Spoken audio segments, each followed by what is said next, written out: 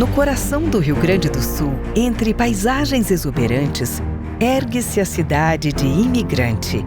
Uma história marcada pelo duro trabalho dos pioneiros, pela força da fé e pela união que constrói um futuro promissor. Em meados do século XIX, pioneiros de diversas origens, principalmente alemães e italianos, desbravaram o interior gaúcho em busca de uma nova vida. Guiados pela esperança e pelo sonho, enfrentaram desafios e ergueram suas casas, plantaram suas lavouras e iniciaram uma nova comunidade. A coisa bastante interessante da época que eu era criança era a ajuda mútua das famílias. Elas se ajudavam mutuamente. Quando tinha doença na família, cooperavam com ajuda.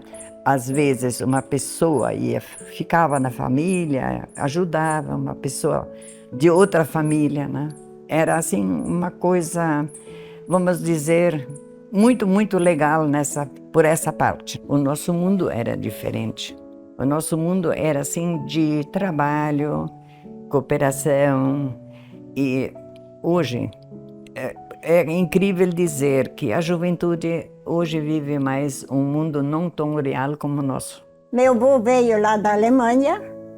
Isso foi em 1878. Os alemães eram muito trabalhadores, eles trabalhavam muito também. E quando vieram aqui, eles tinham uma vida muito difícil, porque daí eles vieram morar, bem dizer, quase no mato, com uma casinha pequena, e que tinha ainda os bichos assim velozes, e aí eles tinham muita dificuldade de criar um bichinho, um porco, alguma coisa, porque eles iam vir para roubar isso, né? Naquele tempo nós trabalhamos na roça, né? E tinha vontade, nós temos oxigênio, né? De oxigênio, aí tomamos chamarão, né? E nós saímos, tratamos os porcos lá. Naquele tempo não é como hoje, tratar os porcos como hoje. Podemos feixe de cana dentro do chiqueiro, arrancar família, oxigênio, podemos lá. E foi na roça, como se foi, né? Até 11 horas, ficamos em casa, às vezes ficamos lá em cima dos morros, né? Tinha água e tudo, tinha, né? Paramos lá, a hora de medir lá. Às vezes nós nem tiramos os poitos arados, quando não era muito quente assim, né? Paramos, botou os poitos na água lá um pouco, né? E depois que começamos. Aquele tempo não era como hoje, como calor assim, né? E às vezes nós trabalhamos toda a hora de medir seguida, né? Comemos um pouco, nós tínhamos lá no muro alto lá, né? Nós estávamos em 9 irmãos, né? E todos trabalharam na roça, tudo junto. Mas tu tinha que ter mais filhos para ajudar a trabalhar, né? Porque todo mundo era na roça. E mais que tinha, melhor era, né? Uma turma tinha 2 juntas depois sempre. Em 2 lavravam, né? Eu e a minha mana. O meu falecido pai casou 3 vezes. Uma primeira tinha 5 filhos, na segunda 6 e na terceira nenhum. Aí depois, sabe, trabalhava na roça, era uma família grande, era tudo a mão, boi, morro, assim vai. De lá um tempo ele se inventou de botar uma imprensa de cana e começou a fazer cachaça, né? Aí tinha o alambique para estilar, fazia cachaça e era toda vendida para uma turma de Silveira Martim. Eles consumiam toda a cachaça que nós fazíamos. Plantava muito milho e engordava porco, né? Naquela época nem tinha para vender leite. E engordava porco e vendia os porcos e negócio de uva. Nós tínhamos parreiral, fazia vinho com o bagaço da uva, né? Aí fazia a grapa, a tal da graspa. Aí se vendia, né? Vivia assim, mas nós estávamos em 11, depois nós tínhamos um vizinho no lado, tinha mais 12. Aí quase se fazia um time de futebol. Nós tínhamos família, né? Então nós íamos nos vizinhos, uma vez aqui, outra vez lá, fazíamos janta. E depois lá de nós, então. Isso se fazia uma vez por mês, sempre. Era muito bonito. Galinhada, em geral galinhada. Churrasco também, mas churrasco ninguém gostava tanto. Gostava mais galinhada, porque churrasco cada um não podia fazer. Nós tínhamos geladeira e tudo, mas os outros não tinham, né?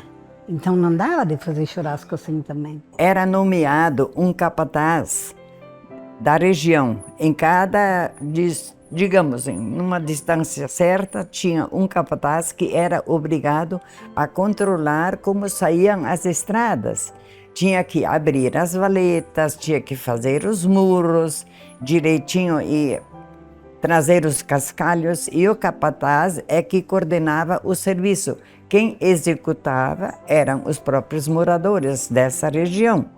Não tinha auxílio de município, de nada, porque o nosso município mãe era Estrela, né? E nós éramos o 5º distrito de Estrela, né? Essa era uma grande coisa. Não havia estrada ruim, porque o capataz era obrigado a cuidar disso. Televisão nem pensar, a rádio era muito complicado. O primeiro rádio de onda curta era na casa do Dr. Ito, porque em 1937, quando estourou a guerra, começou a ser tudo proibido. Quem tinha rádio, mas o Dr. Ito, ele era oficial de reserva, e aí eles não podiam mexer com o rádio dele, né? Porque muita gente na época foi presa. Aquele tempo a Coreia nem falar não tinha nada. Se nós queríamos fazer uma carta para meu irmão estava no militar, né? Escreveu uma carta, às vezes morava uns 3 meses até que voltou, né? E hoje, uma hora para outra, né, pode telefonar, mas naquele tempo não tinha telefone, nada. 82 anos. Carreta de... Não tinha bicicleta. Fizemos de madeira.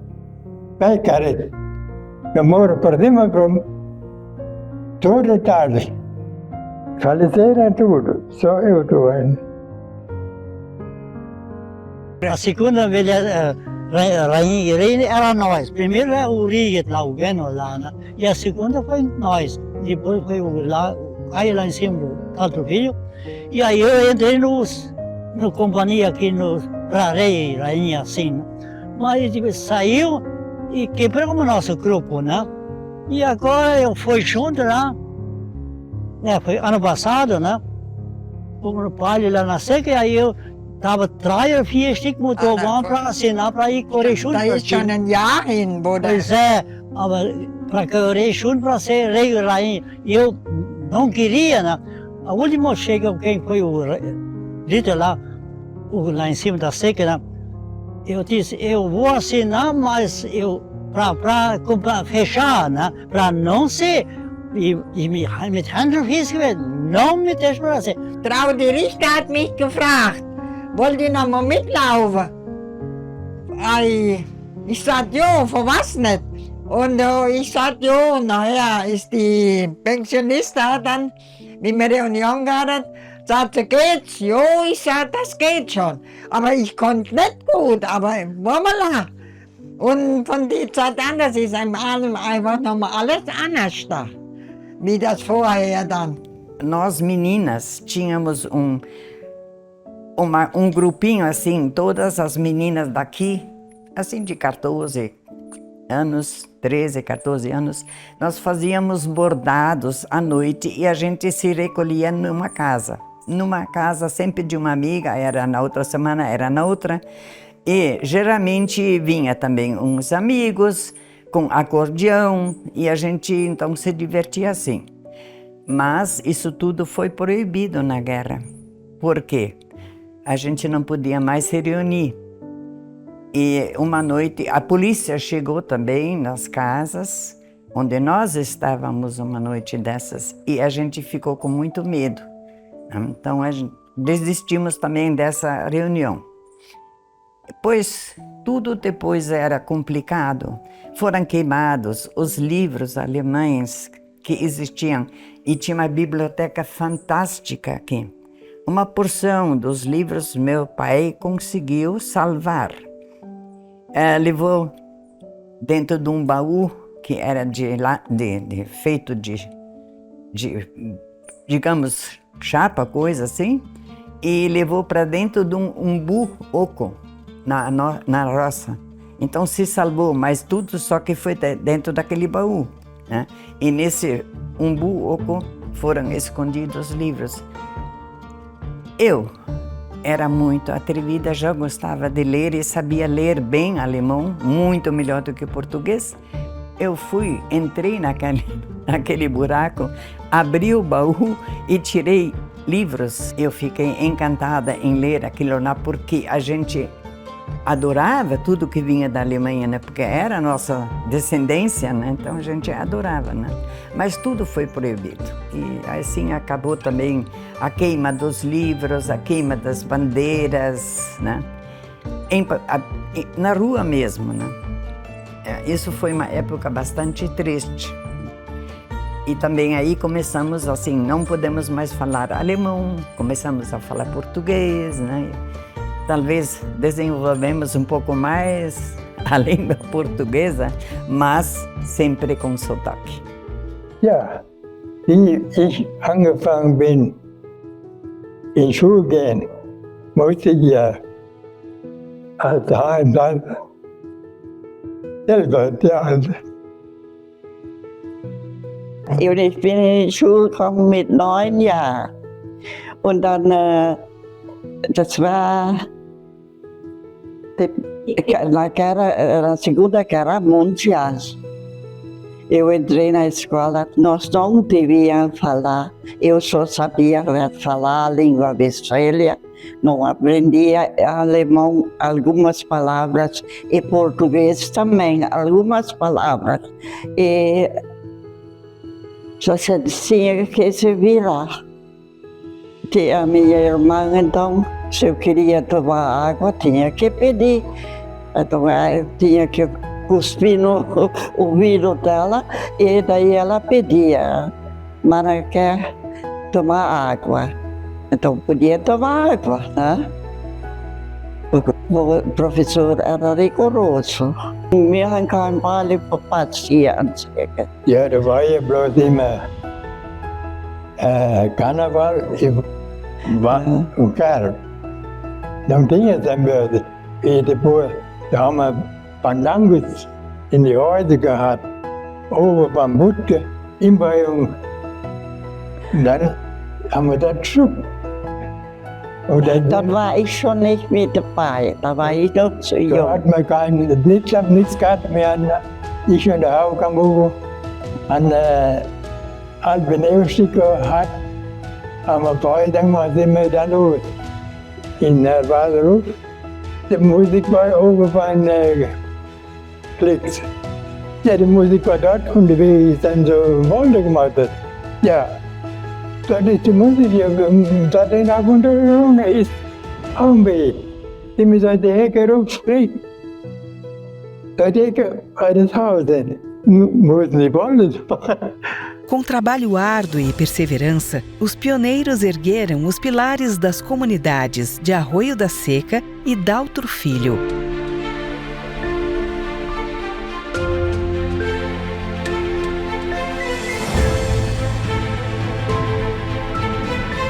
Cada casa, cada escola, cada igreja e cada comércio representava um passo na construção de um futuro melhor.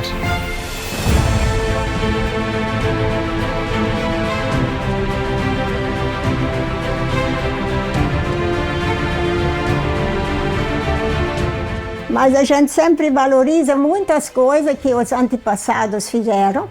E o meu pai era muito trabalhador também.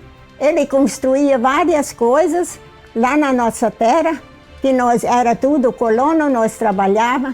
E nós tinha um arroiozinho na nossa terra.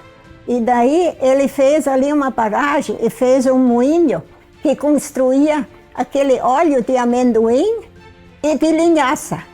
E também descascava arroz. O primeiro rádio, que era ali em volta, isso é no ano 50.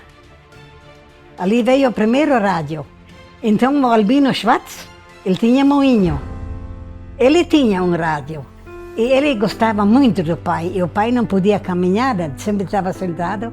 Um meio-dia ele veio para cima com uma caixinha assim, mas com bateria. Então ele disse, Willem, eu vou botar uma coisa aqui, tu gosta de música? Eu vou te dar uma coisa aqui. O pai disse, quem é que paga isso? Eu não pedi dinheiro.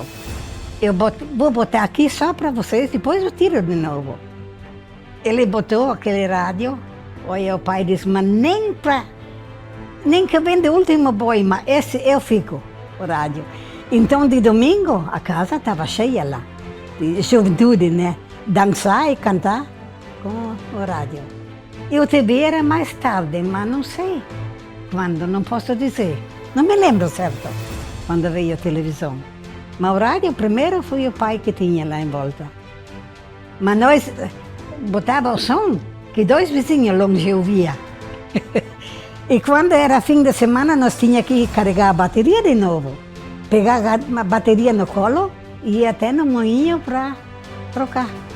E hoje com a luz que fácil, né? Meu Deus.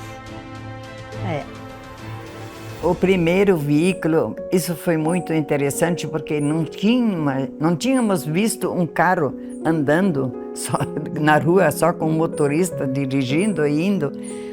Mas isso, a gente correu atrás, aplaudiu, correu, bateu palmas, achou muito bacana isso aí, que isso se movia. E o primeiro avião, quando cruzou, estávamos no gramado dos meus pais, jogando bola, agorizada. De repente um barulho, ai, que vai acontecer? Susto, todo mundo assustado, olhamos para cima, era um aeroplano, a gente gritava aeroplano, né? Era festa. Assim, essas coisas fomos conseguindo aos poucos nos adaptar a um mundo um pouco diferente. Agora eu estou morando em Altro Filho. Naquela época que eu vim aqui, não tinha asfalto, nada, era só poeira. Tinha estrada ali que era só pó.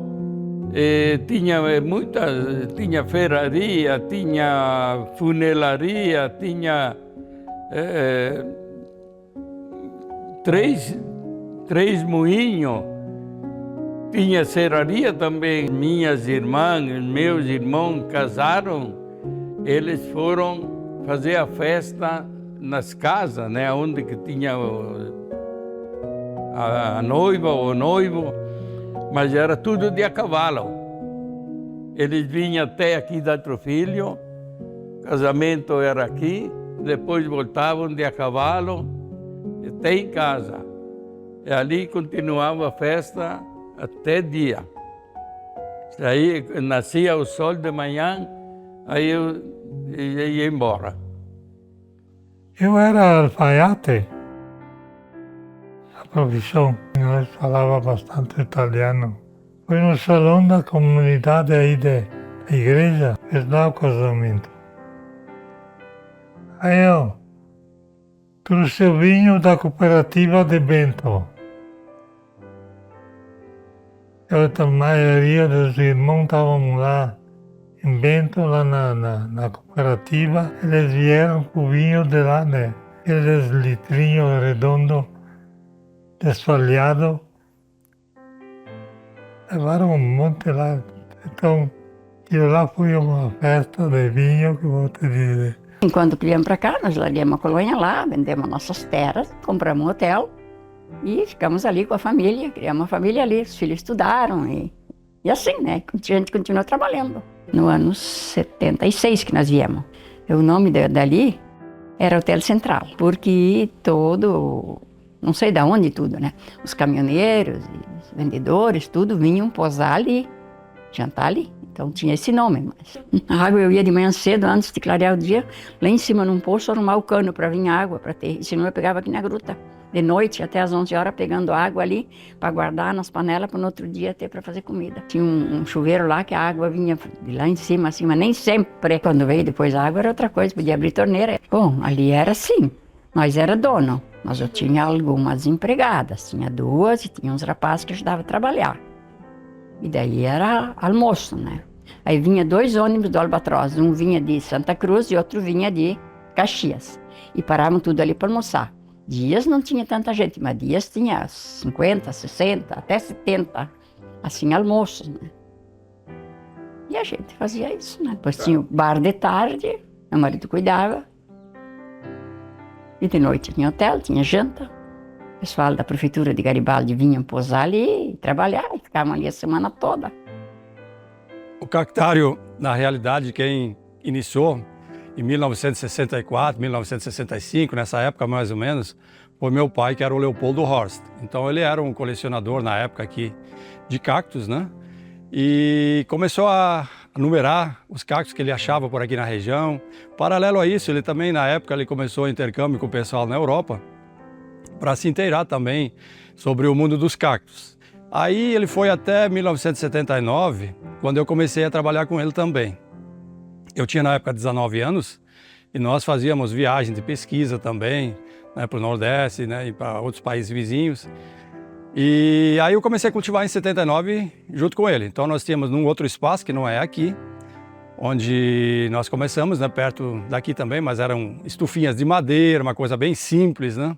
Lamentavelmente, em 1988, meu pai chegou a falecer. Foi nessa época, então, que eu fiz os primeiros 1000 metros aqui, onde é que nós estamos hoje. E foi muito difícil, porque eu tinha só uma Kombi e a gente saía carregado com a Kombizinha e voltava quase a metade ou mais, voltava de volta, porque ninguém, nas floriculturas, supermercados, mercadinho, ninguém queria comprar cactos, porque, enfim, havia uma certa aversão aos espinhos, enfim, eu nem sei exatamente, né? Mas eu sempre insisti mais e mais, fiz 1000 metros, aí enchi a estufa, que demora 1, 2 anos para você ter uma planta para poder vender também, aí eu aumentei mais 1000 metros e fui insistindo, e aí começou a cair essa ideia também dessa aversão a cactos, e as pessoas começaram a comprar também, aos poucos, tudo muito, sempre muito difícil, né? Não é assim, só na Kombizinha, que nem eu falei, né? E aí a gente foi aumentando, né? Aumentando, e hoje nós estamos num espaço aqui aproximado aí de 15.000 metros quadrados de estufa. Nós temos matrizes aí de 30, 40 anos que nós produzimos a própria semente, só para ter uma ideia, desde aquela época a gente foi sempre cultivando plantas também para a gente ter a própria semente para cultivar, enfim, né? E hoje não, hoje o panorama é bem diferente. As pessoas buscam novidades, sabem o nome científico das plantas, né? Então, hoje existe um contexto completamente diferente do que há 30, 40 anos atrás. Eu nasci aqui, meu pai nasceu aqui também, e a gente sempre deu prioridade para a gente desenvolver a nossa atividade aqui em Imigrante, né?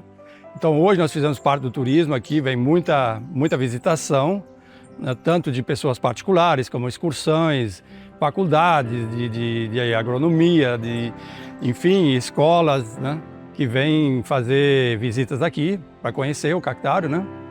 E a gente faz parte do roteiro turístico aqui também. Mas a gente sempre cresceu aqui junto com o Imigrante, quando o município se emancipou, que era bem pequena, a estrada de chão batida até a Estrela Lajado, não havia turismo, né, praticamente na época, né? E tudo isso se desenvolveu em conjunto, né? Tanto o município, que nem o cactário e outros estabelecimentos aqui, né? A empresa Hassmann, ela surgiu porque o Carl Hassmann terminou uma montagem de um moinho em São Paulo. E quando terminou a montagem, que durou, acho que 5 anos, ele era para ficar como mecânico. Ele disse, não, eu quero uma coisa para mim. E ele já conhecia, ele já tinha vindo aqui para conhecer meus pais. E ficamos assim uma semana com meus pais. Ele olhou a região, as montanhas, achou isso muito parecido com a Áustria, o interior da Áustria, porque ele era de Viena. Então ele disse sim, e aqui eu poderia começar alguma coisa. Eu disse, mas tem 10, 20 moradores, só não tem gente aqui. tinha sido começada a construção com meu irmão Arthur, que também foi sócio. Não tinha sido feito nada, era só o prédio, as paredes levantadas. Aí o Carl Hassmann, que nunca tinha visto ou dirigido uma carroça de boi, dizia: como é que eu faço, como é que eu dirijo esses bois, como é que eles vão me obedecer? Disse: eu vou fazer isso, eu vou aprender. Porque meu irmão disse: eu não tenho tempo de ficar ali, eu tenho que fazer a roça, a lavoura, né? E então ele disse: não, eu vou fazer. Nós limpamos a terra por dentro com pá. Carregamos na carroça e levamos embora. Planamos o piso, né? Para fazer o cimento, a cimentação. Isso foi um serviço, uma coisa assim que acho que nós levamos um mês a mais para fazer isso. E assim iniciou a Hassmann, né? Tinha tido aqui um alemão que pegou crédito do povo e das pessoas e abriu uma fábrica de azulejos. Todos os azulejos que estavam no hospital do Dr. Ito, que foram colocados, foram fabricados por ele. Nessa obra ele ganhou dinheiro, mas pegou dinheiro também adiantado de outros que também queriam azulejos e se mandou. E nesse período nós chegamos, e como meu marido era estrangeiro, o povo dizia: mais um que vai roubar do povo. Foi difícil. A fé era um pilar fundamental na vida dos imigrantes. As igrejas se tornaram centros de união e fortalecimento da comunidade, preservando valores e tradições que foram transmitidos de geração em geração. A música sempre esteve presente nas localidades, desde os cantos tradicionais trazidos pelos imigrantes até a formação de corais que expressam a alma da comunidade. A música foi um elemento fundamental para os imigrantes alemães e italianos. Em sua longa viagem de navio, já trouxeram consigo hinários, livretos de canto, anotações em cadernos e instrumentos musicais. Aqui no Brasil, logo começaram a criar corais comunitários, grupos de canto, e surgiram os primeiros grupos musicais que animavam festas de casamento, aniversários e festas de comunidade. Com certeza foi um elo de ligação entre os imigrantes, cantavam músicas que falavam da sua terra natal e certamente serviu como um alento para a alma deles naqueles momentos tão difíceis. Com certeza também foi fundamental para preservar a cultura e as tradições, pois cantavam em alemão e italiano, e músicas que persistem até a atualidade.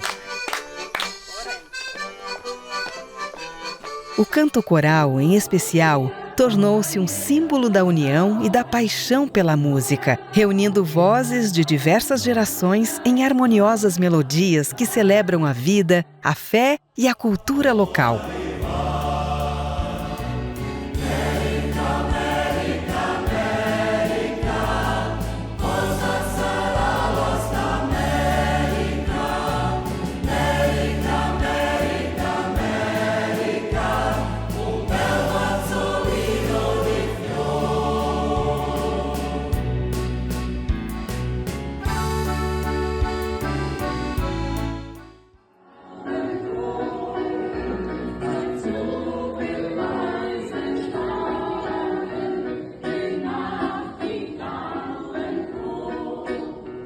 Em função desta força da música ao longo da nossa história, da história de imigrante, hoje nós somos um polo reconhecido, que tem diversos grupos musicais, corais, cantores e cantoras.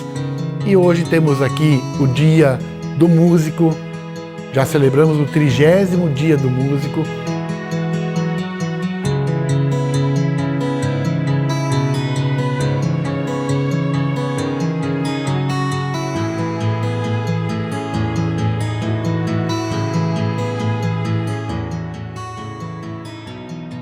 Super Banda Estrela Azul.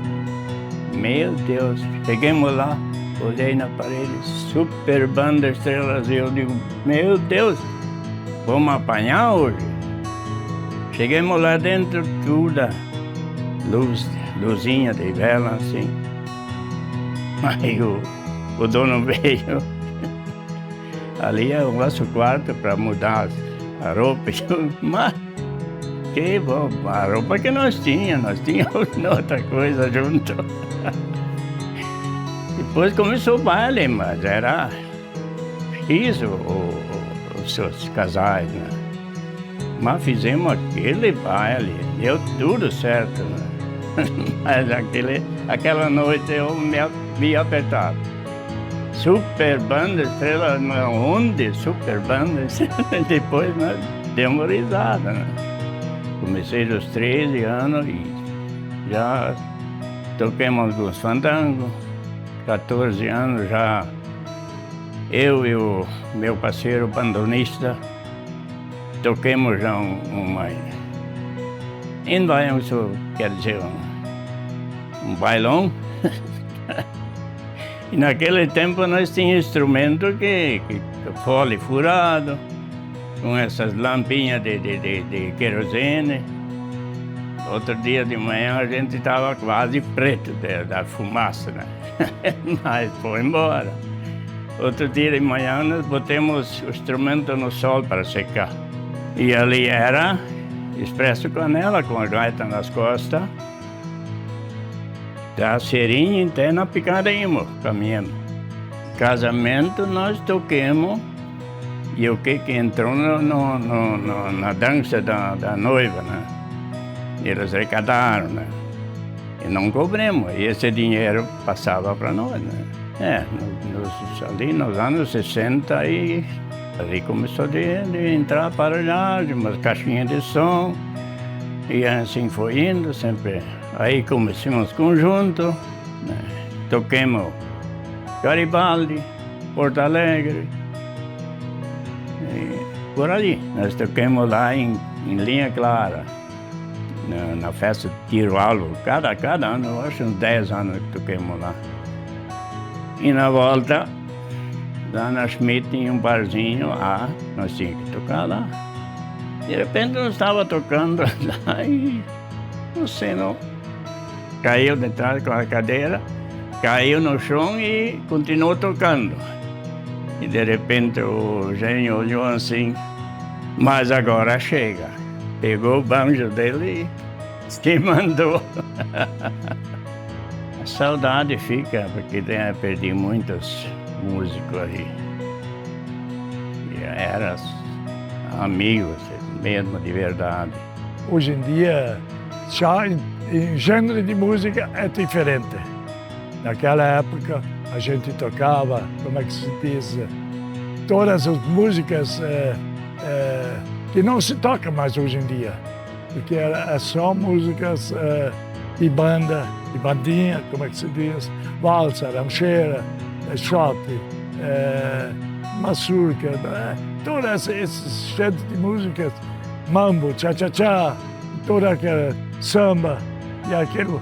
Hoje em dia é só hip-hop e rock and roll e assim continua. Isso não sei, eu acho que a geração de hoje em dia é diferente do que essa geração de há 60 anos atrás. Eu comecei na música por intermédio de um maestro, professor Carlos Magalhães. E ele quis que fosse músico, mas eu era um rapaz de 15 anos, 16 anos, e aí me dedicava à música, me interessava, porque eu gostei, era já 7 de setembro. Então eu participava dos ensaios deles lá e me interessava muito. Aí o maestro me propôs ali que eu poderia ser músico. Aí ele tentava que eu tocasse violino. Mas não dava, o violino não funcionou. Aí ele quis que eu tocasse pistão, trompete. Não dava. Aí não funcionou. Aí ele disse, mas o que te interessa? Mas eu vi o baterista antigo lá, o velho Barilli. Eu olhava, me interessava daquele instrumento. E sabe que eu peguei bem. Eu logo aprendi a ser um baterista, com 15 anos. Primeiro baile era lá na linha Forquetinha, Lajado, no Salão Stork. Eu toquei para comida. A alegria era tanto. Aí eu fui tocando. Naquela noite, começamos às 8 horas da noite. E vamos. Aí foi bonito. Até meia-noite, aí me deu câimbra nos pés. E eu não conseguia mais tocar o bumbo da bateria. Aí digo, olha, seu Barilli, o senhor vai pegar, vai tocar, senhor? Ah, não. Tu quer ser músico? Então aguenta. Foi tocando. Nesse ponto, aí eu fui para o lado do maestro e disse, olha, seu Carlos, o senhor pode dizer o que você quiser, mas eu vou me levantar e vou embora. Porque ele disse, aperta o pega então. Mas eu não podia mais, me sentei do lado, mas foi assim uma prova de resistência e aí por enquanto a gente começava. Sem aparelhagem, nada de som. E então a gente tocava meia-noite, aí ia tomar um café. E aquele scarpe, eu gostei tanto, sabe o que me interessava? Aí comecei a tocar mesmo. Aí eu toquei no 7 de setembro, anos, até que foi desmanchado o 7 de setembro. Então, eu peguei mais uma turma, os que sobraram do 7 de setembro, fizemos outro conjunto. E sempre assim, tocando baile, mas nada de aparelhagem. Só depois de anos e anos, aí a gente começava a botar um pouquinho de aparelhagem e tal. Mas a gente tocava, primeiro ano, acho que foi uns 4, 5 anos, eu só toquei para comida. Hoje em dia nem quer mais tocar. Todo mundo quer ganhar. Mas naquela época, a gente tocava, era amor à música. Com essa idade, quase 80 anos, eu ainda vou nesses encontros de músico que nós temos aqui em Imigrante. E participo até sempre, até o último dia de música aí. E graças a Deus que a gente pode. E eu já ajudei na Orquestra Municipal, ajudei a fundar ela. Eu gostaria que ela não ficava extinta, que ela continuava. E isso é uma coisa pelo bem do município. Além de encontros e corais, festividades musicais nas comunidades e na cidade, temos aqui um evento reconhecido a nível estadual que acontece há 10 anos, que é o Dia Mundial do Rock, que traz para Imigrante mais de 10 mil pessoas, diversas atrações musicais. Isto tudo graças ao amor que Imigrante tem pela música e vamos trabalhar para que isto continue sendo sempre assim. No coração de Daltro Filho, ergue-se o imponente Convento São Boaventura, um marco arquitetônico e espiritual que testemunhou a fé e a dedicação dos imigrantes. Construído na década de 1940 pelos frades franciscanos e com o auxílio fundamental dos membros da comunidade, o convento se tornou um centro de ensino, cultura e espiritualidade, atraindo visitantes de toda a região e deixando um legado duradouro na história de Imigrante. O convento franciscano São Boaventura foi projetado pelos freis missionários holandeses. Eles vieram para o Brasil para abrir novas frentes de missão e quando se encontraram aqui no sul, já marcando presença em outras regiões, também vieram para cá, nessa região do Vale do Taquari, com o propósito de também marcar uma presença de missão aqui nesse espaço. Quando eles estavam aqui nesse local à procura de um espaço para fixar moradia, iniciar suas obras, eles descobriram na montanha rochosa, onde atualmente se encontra o convento, a matéria-prima conhecida como pedra grés, ou pedra de areia, como popularmente alguns chamam. E aí eles perceberam que aqui no local e no entorno tinha matéria-prima suficiente para projetar uma obra da grandeza que é o convento atualmente. Eles fizeram o projeto arquitetônico e motivaram as famílias da comunidade local a começar a extrair esta pedra da rocha do local aqui e também no entorno e começar a edificação do convento. Iniciaram em 1940 e foram construindo por etapas até 1952. Levaram, portanto, 12 anos para construir. O espaço muito visitado por excelência é a capela do convento, que é toda também de uma estrutura arquitetônica peculiar. E as pessoas chegam, né, se acomodam aqui nesse espaço e fazem seu momento de meditação, sua prece, muitos deixam sua intenção, depois também pedem uma bênção. E aí a gente vê assim que aqui está a essência, né, da força de atração desse espaço, né? Porque hoje a gente percebe que as pessoas sentem muita falta de espaços, ambientes assim, onde possam até se recompor de situações às vezes que estão vivendo. Com a colonização dos distritos de Daltro Filho e Arroio da Seca, a história de imigrante começou a ser escrita. Marcada por um crescimento notável e diversificado, as raízes agrícolas, plantadas pelos pioneiros, continuaram a florescer. Novas oportunidades surgiram, impulsionando a indústria, o comércio e o empreendedorismo local. Juntas, essas regiões moldaram a identidade próspera da localidade.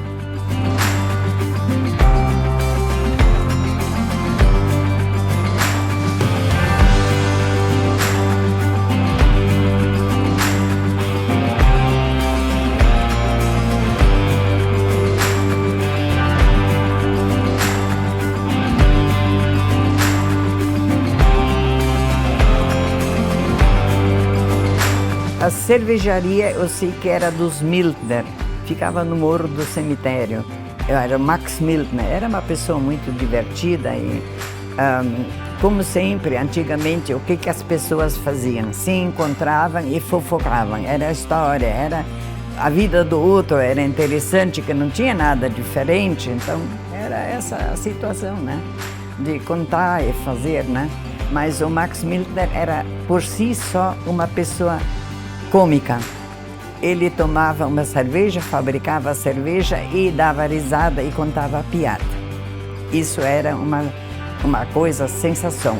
A Guaraná, eu acho que chegou mais tarde, que era do Carlos Maguedans, que tinha sido professor também. E a Guaraná, eu não sei assim se teve sucesso como teve a cerveja, mas tudo acabou de novo, né? Como surgiu, acabou. Outra coisa, era interessante a fábrica da manteiga e caseína, queijos, que era do Sufjan. O Sufjan era um berlinense e ela era húngara, a esposa. E eles então abriram aqui a queijaria e fábrica de manteiga. Isso foi também um grande sucesso. Só que, como tudo que era novo, as pessoas sempre eram muito desconfiadas. Será que vai dar certo? O Sufjan deu certo. Eles vendiam a manteiga, eles colocavam em tinas grandes, carregavam, porque não tinha como gelar, carregavam assim até que a tina estava cheia, que era assim, talvez de 3, 4 dias, e aí era despachado para Porto Alegre a manteiga, uma manteiga de primeira qualidade.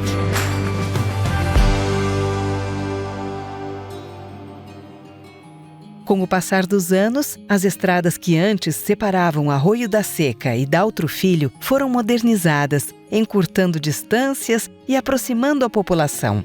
Em 1987, a comunidade se uniu para realizar uma gincana de integração, um evento que marcaria o início de uma nova era de cooperação e união.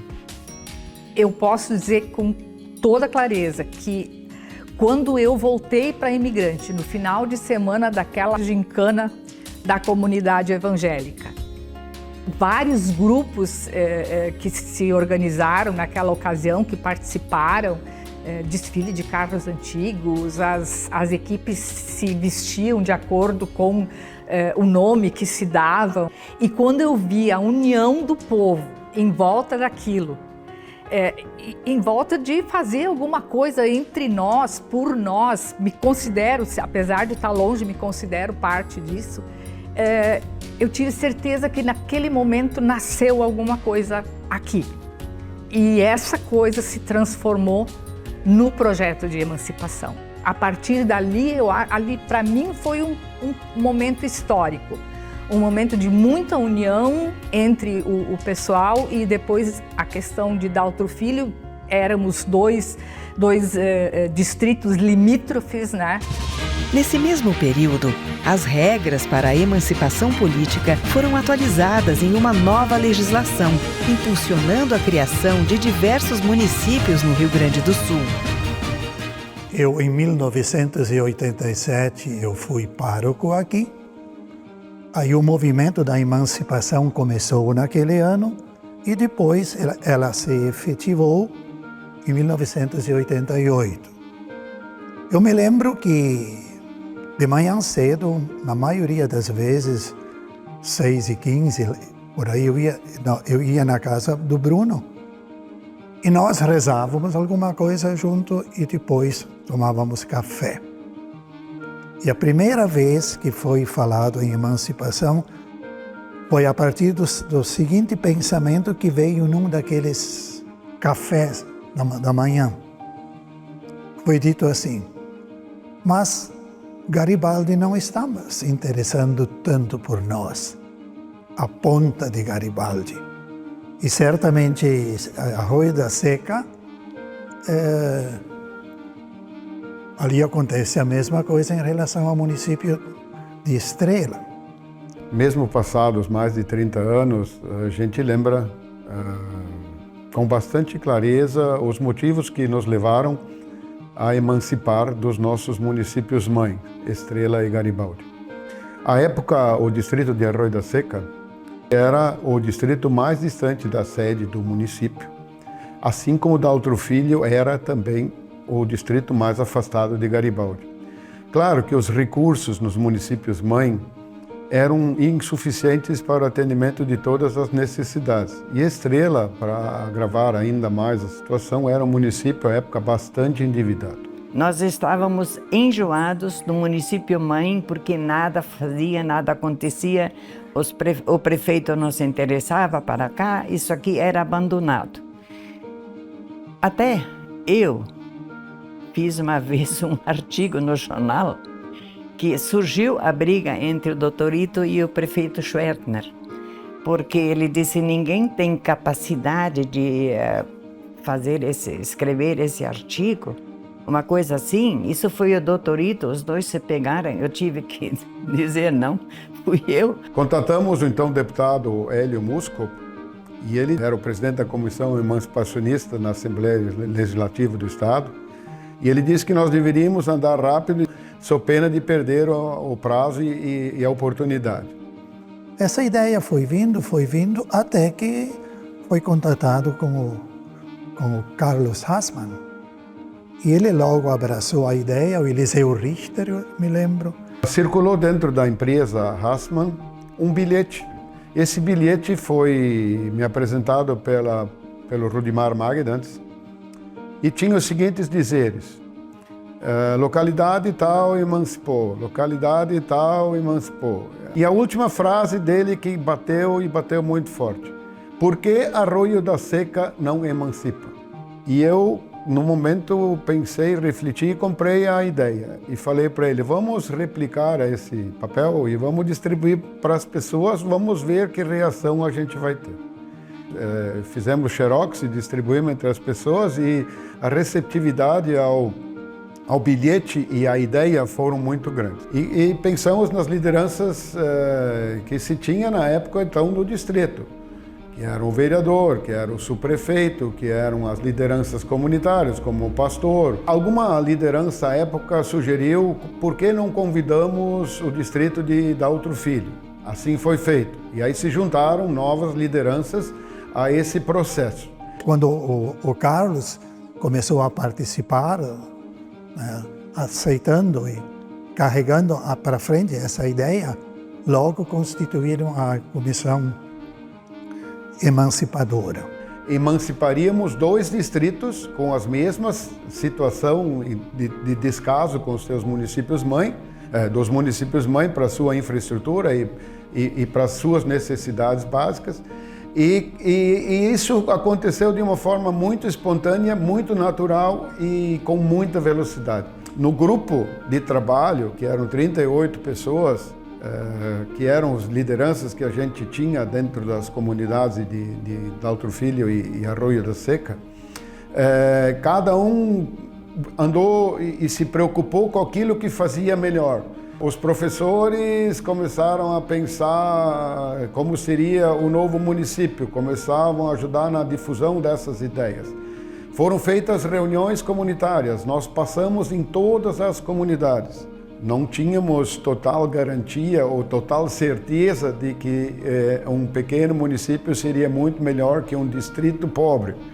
Mas a gente sabia que, por parte das prefeituras que nos administravam, a gente tinha muitos anos de descaso e muitos problemas que nunca teriam solução.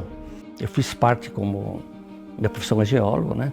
E nesse trabalho eu fiquei disponível então para fazer um memorial descritivo do mapeamento do novo município, né? Para o distrito de Arroio da Seca foi fácil, né? Não teve problema porque seguimos à risca todos os marcos que definiam o 4º distrito, né, de Arroio da Seca, né? Contudo, para Daltro Filho, aí foi então mais complicado.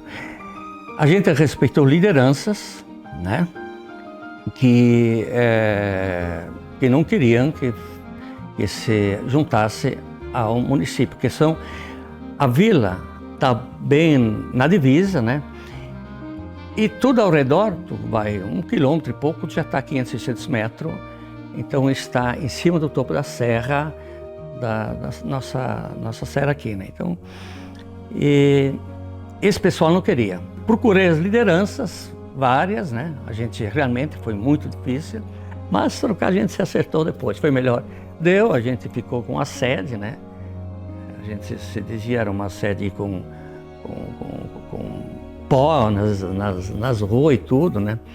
E a gente é uma cultura que nós temos de famílias europeias, né?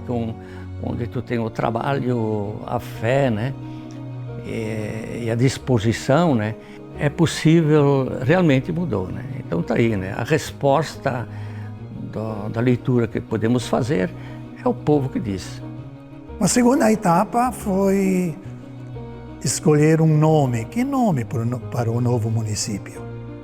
Houve uma sugestão de Vale Verde, mas ficou mais forte a questão da cultura italiana, cultura alemã. Por isso, escolhemos o nome imigrante, porque em Arroio da Seca, a grande maioria era de origem alemã. É óbvio, né? Seca, reduto da cultura alemã. E Daltro Filho, a maioria era de origem italiana. Também Garibaldi, reduto da cultura italiana. Por isso foi escolhido imigrante, contemplar as duas raças, as duas culturas. Tanto assim que no hino da emancipação, a última estrofe diz assim: dois povos, duas raças para a emancipação, mas o amor e o coração é para o novo município. Mais ou menos assim diz a última estrofe. A Edith Facini, ela também colaborou no texto do hino da emancipação. Éramos nós dois que trabalhamos no texto. E com o coral de Daltro Filho, o Vozes de Daltro Filho, que hoje ainda existe e em atividade, nós fizemos essa melodia para o hino da emancipação, fizemos um arranjo coral e nos jantares de corais, uma grande tradição daqui até hoje, uma das peças que se sempre cantava era o hino da emancipação. Essa tinha presença obrigatória. Mas as comunidades no entorno, talvez por ter que participar com comunidades de uma cultura estranha, eles não estavam puxando muito para participar desse novo município. Especialmente da paróquia de Daltro Filho, a maioria do interior era de origem italiana. Aí eu e o Bruno montamos um esquema para, através do hino da emancipação, fazer a motivação nas nossas comunidades. Tem que se imaginar o seguinte: o que existiam eram aqueles gravadores pequeninhos, com aquela fita pequenininha. Nós gravamos o coral daqui cantando, pegamos um daqueles gravadorzinhos com um microfone bem vagabundo, colocamos uma corneta em cima do fuca da paróquia. O Bruno Bertolini era o motorista que ia de comunidade em comunidade e eu sentava no banco de trás, segurando aquele trem lá, né, com o microfone, para tornar conhecido o hino da emancipação. E o problema se resolveu. Temos hoje muitas comunidades de cultura italiana participando do nosso amado município. Eu voltei para imigrante, na época eu morava em Porto Alegre, nasci e cresci aqui, e o fato de se tornar um município me deu a vontade de me engajar nesse serviço também. Cheguei em junho de 89 e o meu foco naquele momento foi aprender, junto com todo mundo, o que era a administração pública, principalmente nos seus documentos necessários, nos registros necessários, coisas essas que eram totalmente desconhecidas de todos. Nós aprendemos o que é uma administração municipal juntos, num grupo pequeno, num grupo coeso, que trabalhou muito. E não tinha nada, não tinha absolutamente nada, né? Então a gente mobiliou a prefeitura mais ou menos. Quem tinha um sofá botou lá, quem tinha alguma coisa sobrando e assim, porque não tinha dinheiro também, né, no início. O que me levou, inclusive, a ter um atrito com o prefeito, porque eu, vindo de Porto Alegre, no meu trabalho, eu já era habituada a usar máquinas elétricas na época. E aqui as máquinas eram manuais, o que implicava em nós termos que escrever 2 vezes o mesmo texto do projeto de lei para poder firmar a lei depois. Então, ali foi o meu primeiro pedido, que foi cobrado por muito tempo, do quanto custou a primeira IBM elétrica que veio para o município de Imigrante, para a gente poder usar a questão da memória e repetir o mesmo texto depois, né? Na época, a central telefônica também ainda se mantinha, a antiga central telefônica do município de Estrela, né? As telefonistas foram assumidas pelo município de Imigrante, tanto aqui na sede quanto em Daltro Filho, né? Então a comunicação também era um entrave, né? Era a ligação que saía da prefeitura, passava para a telefonista, da telefonista para o assinante, e por aí nós fomos, né? A história foi longa, mas foi muito enriquecedora. E eu posso dizer com toda certeza que quando passaram os 4 anos, ninguém acreditou que aquilo tinham sido 4 anos e que o nosso chefe ia mudar, que nós não seríamos mais os colegas do Carlos Rassmann e sim que nós teríamos um outro prefeito. Houve muita união, houve muita parceria nesse tempo todo. Um município que, se nós olharmos na sua existência, o que progrediu, e aí é fruto de trabalho de todos os que me antecederam, com muito trabalho, com muita seriedade. Nós hoje temos um município que é belo pelas suas paisagens naturais, tem uma economia diversificada. Eu sempre falo que nós temos um privilégio de termos um município onde nós temos uma economia diversificada. Nós temos indústria forte, nós temos comércio, nós temos uma produção primária muito forte. Então isso faz com que a gente tenha um privilégio e não depender muitas vezes de um segmento só na economia. Não parece verdade, mas mudou. Quando a emancipação se formou, que fizeram asfalto de Estrela do Alto Filho, uma maravilha. Tem um posto de saúde aqui, lá embaixo. Esse dia não estava muito bom, vieram me pegar, me pegaram aí na cama, me levaram de volta, me botaram em cima da cama, tudo na boa. 30 anos atrás não existia isso. Eu gostei muito do lugar. Eu quero que ela cresça mais que pode, porque a turma precisa, né, de ajuda. E quanto mais força tem a prefeitura, melhor é para o lugar. Porque ultimamente aqui eles estão fazendo bastante coisa, né? A prefeitura estão ajudando muito os colonos que eles precisam, eles estão dando apoio bastante. E assim vai. Depois nós temos a fábrica ali do Asma, temos essa do Luta Limpa, que tem muitos empregados, né? Aí está só crescendo. Então, para morar aqui é bom, fez bem, nós fizemos, e com essa migração que tem, se recebe também, né? E contanto que venha com o intuito realmente de sentir-se migrantes, né? Tenho muito orgulho de viver em Imigrante.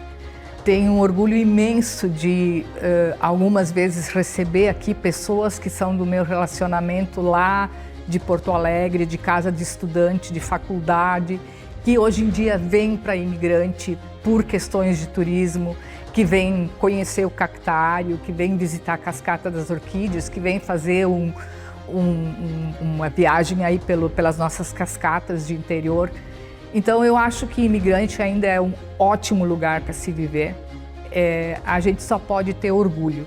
Quem acompanhou todo esse trajeto, eu acho que quem esteve aqui durante o período pré-emancipação, muito mais ainda, mas eu muito orgulho e muita honra de ter participado de tudo isso.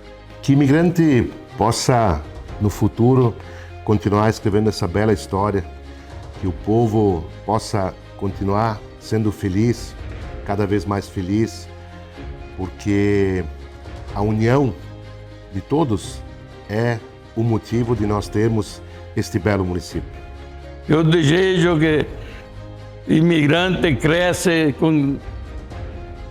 e trabalham com muita alegria, muita felicidade para todos os imigrantes. Espero que o município continue sempre a santa amizade, que o pessoal que vive neste município que continue sempre trabalhando e se ajudando do melhor possível, levando até o fim. Valeu! Tchau, tudo. Tudo. Tá? Muito obrigada.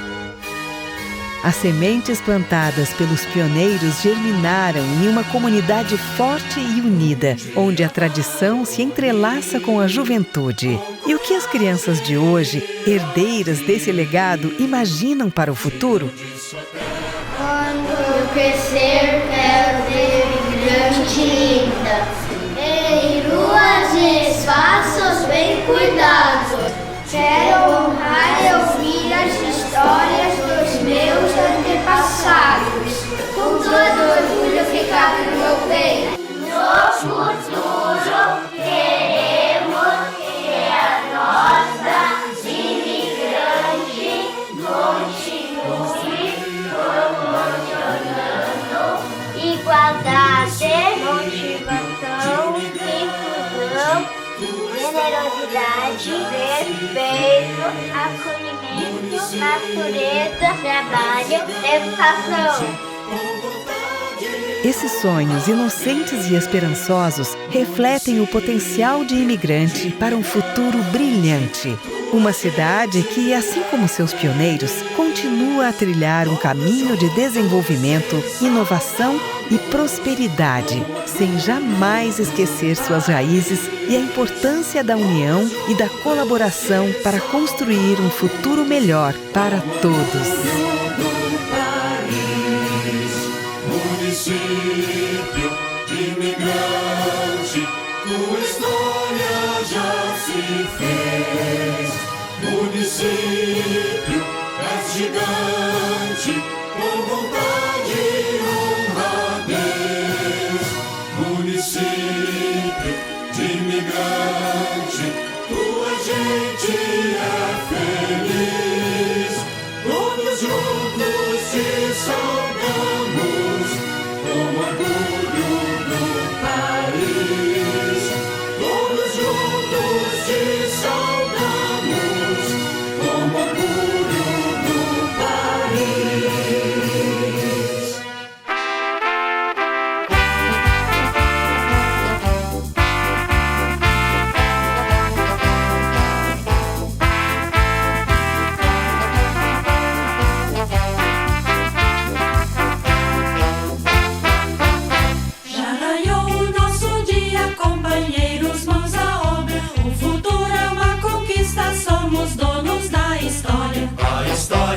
Fazemos com a nossa lida dura, imigrante, imigrante.